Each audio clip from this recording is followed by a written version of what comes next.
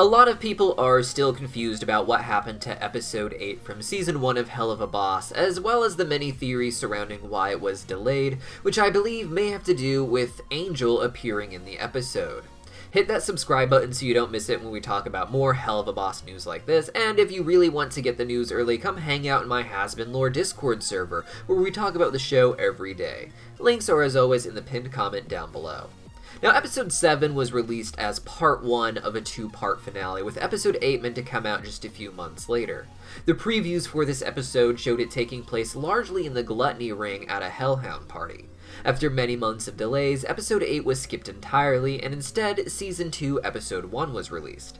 This episode focused mostly on flashbacks, but when it came back to the present, we saw Stolas was just waking up from an emotional nap after his date with Blitz in the Lust Ring. But even after his argument with Stella, it still seemed to be in the middle of the night, so not much time has passed. So what happened to the Gluttony Ring episode? Here's the story as far as I've been able to piece it together. Season 1 was said originally to be 8 episodes long, and if you include the pilot, that would have made Episode 7, Aussies, the 8th episode, and the finale. VivziePop says that Episode 8 was something of a later addition to the plan. Like most shows, the story is mapped out quite a bit in advance and not improvised entirely from one episode to the next. According to VivziePop, Episode 8 was more of an animated visual spectacular meant to be a celebration of the show, and not an emotional follow-up to Episode 7. This explains why VivziePop said that Part 1 of this 2-part series was her favorite episode of the entire season, as story-wise, it was the climax and the originally intended finale. As the series was actually animated, new scenes were added in here and there, and the production became more advanced and more ambitious. Episode 6 in particular had a long delay due to really awesome fight scenes being added in at the last minute with the help from another studio. As the crew approached this finale, it would make sense for them to add a really ambitious addition to Episode 7, one that was more about animation or music than following up on the emotional climax of Episode 7 that had already been written out for some time. This would become so ambitious that it made sense to make it a second episode entirely, but as a part 2 to the finale so that people would know that Episode 7 was of great importance to the season plot, with Episode 8 just being its follow-up. This isn't to say that the episode couldn't have had some important story information or cool lore, but it had to be something that could fit between Episode 7 and the already existing plots being worked on for Season 2 at the time, which picked up where Episode 7 left off.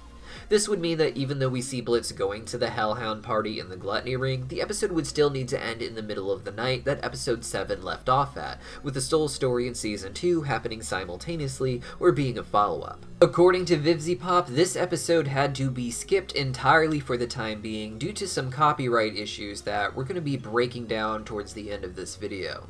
While at the Hellhound party, Blitz tries to take Luna home, but she convinces him to stay, claiming that people here seem to know him. Blitz agrees to stay for one more drink, and while I'm sure VivziePop was right in that it would mostly just be fun visual spectaculars, I imagine a little bit of Blitz's backstory would have been discussed here. In fact, it likely would have been flashbacks of Blitz's past without Stolas first, perhaps scenes that were originally meant for Season 2 episode as well, but made sense to slip into Episode 8 to lead into the new season. I also like to imagine we would get a follow-up to Moxie and Millie's story in the Lust Ring. They are entirely absent in Season 2 Episode 1, and it would be weird for them to have been entirely absent from Episode 8 too. After getting kicked out of Aussies in the Lust Ring, they probably wouldn't want to go home, and perhaps would travel around the Lust Ring, singing their own songs, and maybe going to a special performance by Angel Dust. Now, for those of you who don't think this is possible, hear me out. We all know, as confirmed by the Helluva Twitter account, that sinners can only exist in the Pride Ring. According to VivziePop, the rules of demons are actually controlled by angels, and as a fallen angel, Lucifer, and by extension his daughter Charlie, have dominion over the demons of hell. While it is possible that the natural rules of hell make sinners manifest in the Pride Ring, which seems to be the surface ring of a 7-layered planet, I imagine that originally they would have been able to travel to those other rings by way of Hellevator like the natural-born demons do. There's no reason to think that they'd be magically restricted to that ring themselves from the get-go. Instead, the desire to keep the sinners in the Pride Ring seems to come down largely to Lucifer. As the Prince of Pride and the King of Hell, his goal is to take God's creations away from him, getting the souls of as many sinners as he can, and working his way to corrupting the earth so not just everyone goes to hell after living there, but Lucifer himself will still rule the planet, taking it away from God. Because of this, I believe he would have been the one to put the rule in place about sinners being stuck in the Pride Ring.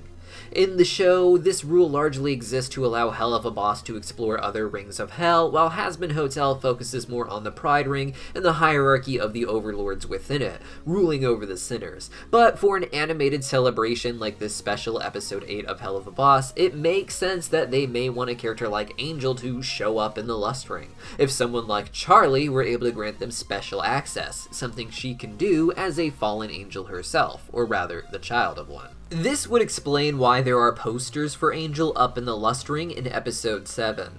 While he is the most popular adult film star in all of hell, it doesn't make sense for those to be plastered all over alleys in Lust that seem to otherwise be promoting local entertainment. Trying to promote online entertainment from a star limited entirely to the Pride Ring would only divert business from the clubs of the Lust Ring.